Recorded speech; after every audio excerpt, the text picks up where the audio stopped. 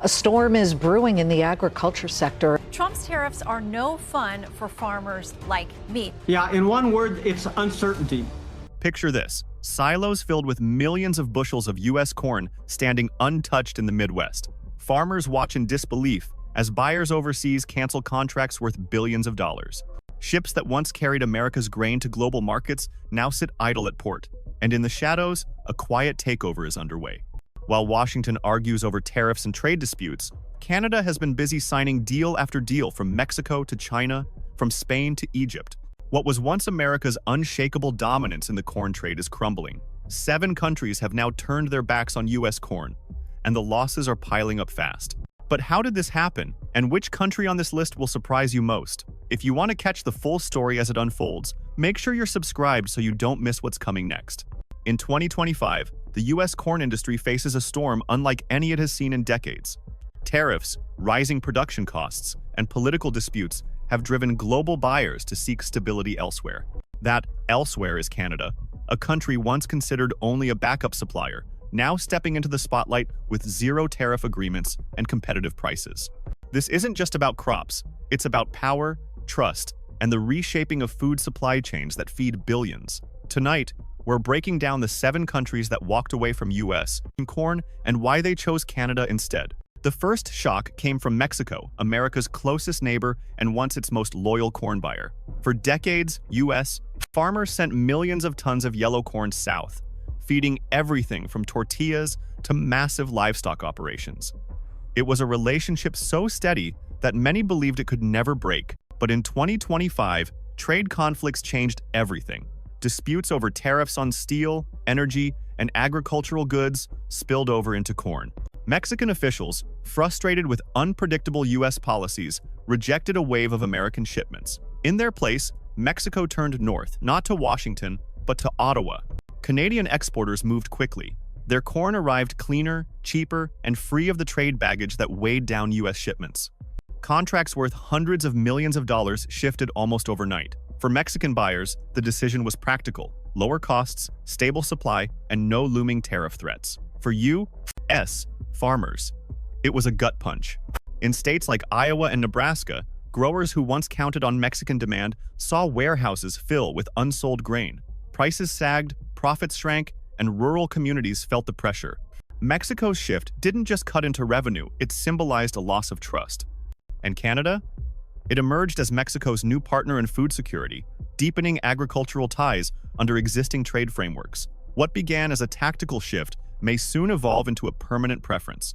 The next jolt came from Japan, a market that has long prized U.S. corn for its reliability.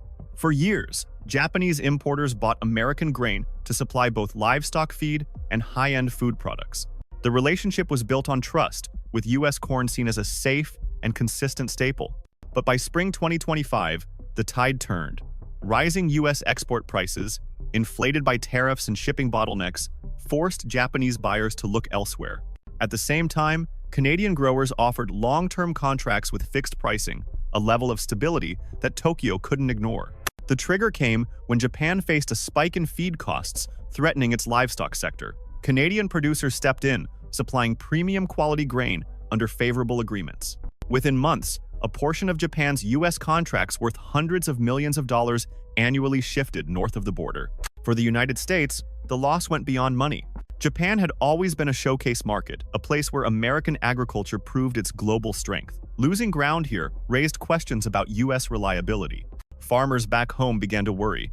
If Japan was drifting, who would be next? For Canada, the gain was transformative. Japanese importers highlighted Canadian corn's consistent quality and praised its zero-tariff access under trade frameworks. Ottawa capitalized, branding its exports as a safe bet for Asia's second-largest economy. What began as a partial switch could soon grow into dominance. Then came the thunderclap: China.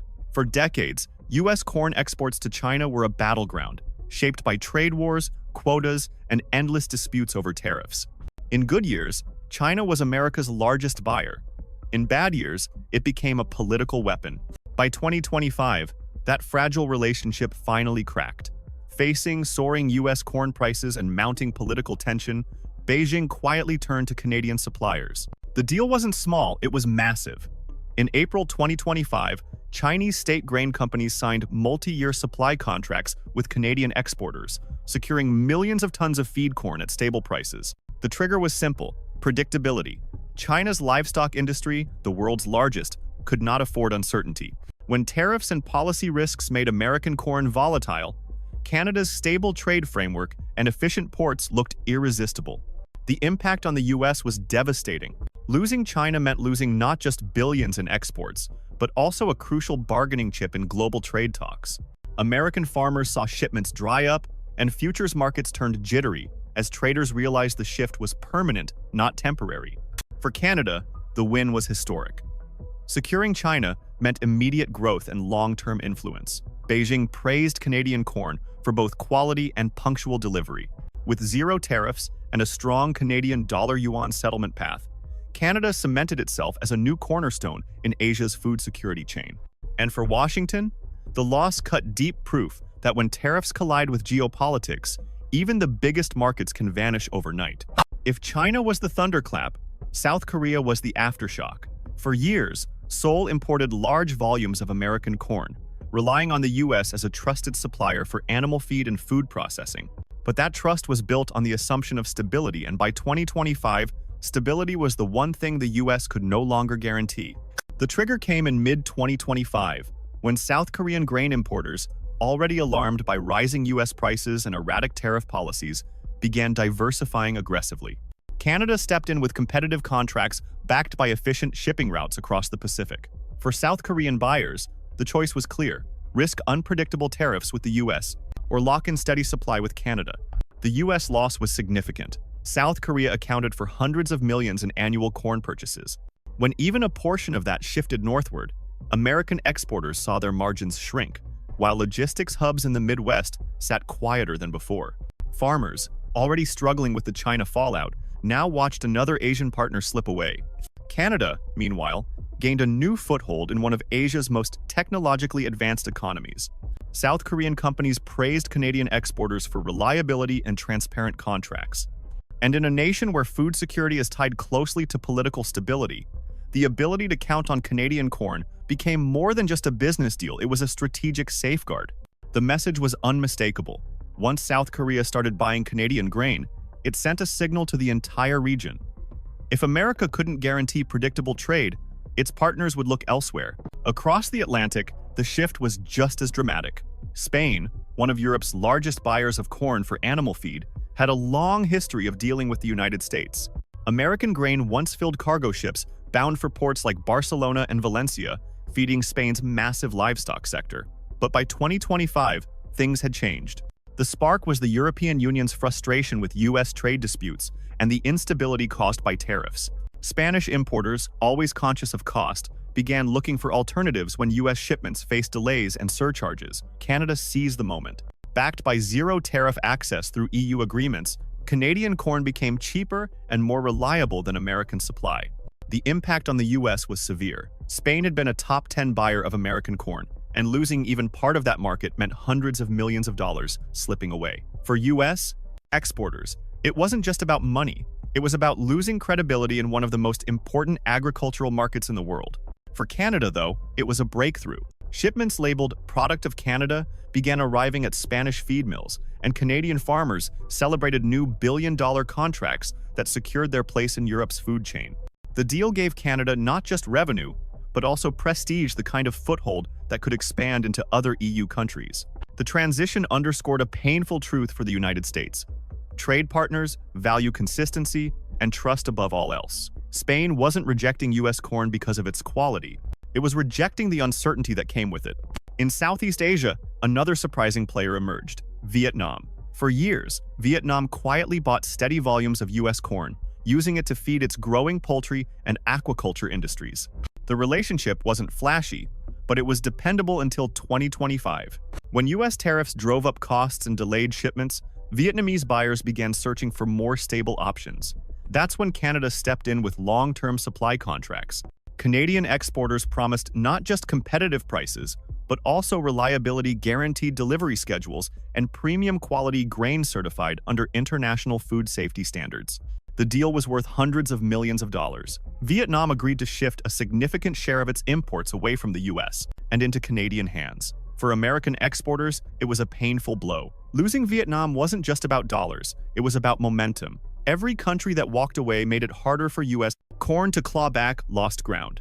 For Canada, however, it was another victory in its quiet campaign to dominate the global corn market. With this move, Canadian farmers secured a growing role in Southeast Asia, a region expected to double its feed demand over the next decade. In doing so, Canada wasn't just filling a gap, it was positioning itself as a long-term partner in Asia's food security. And the US? Once again, it learned the harsh lesson that tariffs don't just protect markets at home, they can destroy them abroad. Finally, we arrive in Egypt, a country that tells the clearest story of quiet shifts with massive consequences. For decades, Egypt was one of the US's most reliable corn buyers, bringing in millions of tons each year to feed its livestock sector and keep bread prices stable. That trust was built on volume, consistency, and long-standing trade ties. But in 2025, something changed. As US tariffs drove up costs and disrupted supply lines, Egyptian importers hesitated. They looked north, where Canada offered stable prices, faster delivery through the Mediterranean, and most importantly, contracts free of sudden political disputes. By mid-year, 15% of Egypt's corn purchases had shifted to Canadian producers. On paper, it might look like a modest percentage, but in reality, it signaled something bigger. Once even a slice of the market is gone, it rarely comes back. For US exporters, the loss was devastating. Corn shipments that once landed at Alexandria ports were suddenly absent, leaving American suppliers scrambling. For Egyptian buyers, however, Canadian corn brought reassurance. Trucks filled with Canadian grain rolled into mills, bakeries, and feed plants, keeping food prices stable for millions of families. The symbolism was clear. If a nation like Egypt, a cornerstone of US agricultural exports, could shift even part of its business, then no buyer was untouchable. The ripple effect reached Wall Street, where investors began asking a chilling question. If America can lose Egypt, who's next? Canada, meanwhile, celebrated quietly. Every new foothold, whether in North Africa, Asia, or Europe, strengthened its global corn reputation. By the end of 2025, it was no longer just about one contract. It was about reshaping the global corn map in Canada's favor. The story of 2025 is one of quiet but undeniable power shifts. From Mexico to China, from Japan to Egypt, one by one, America's most loyal corn buyers turned away. Some did it for price security, others for political stability. But all shared one conclusion: Canada was the safer bet. For the US, the loss is staggering. A 70% collapse in corn exports to these 7 countries not only cuts billions in revenue, it shatters trust built over generations. For Canada, the gains are transformative contracts worth billions, new trade routes, and a reputation for reliability that is rewriting the rules of global agriculture. The question now is not whether the US can win back these markets, but at what cost? Will tariffs and trade wars continue to bleed American farmers, or can a new strategy restore what has been lost?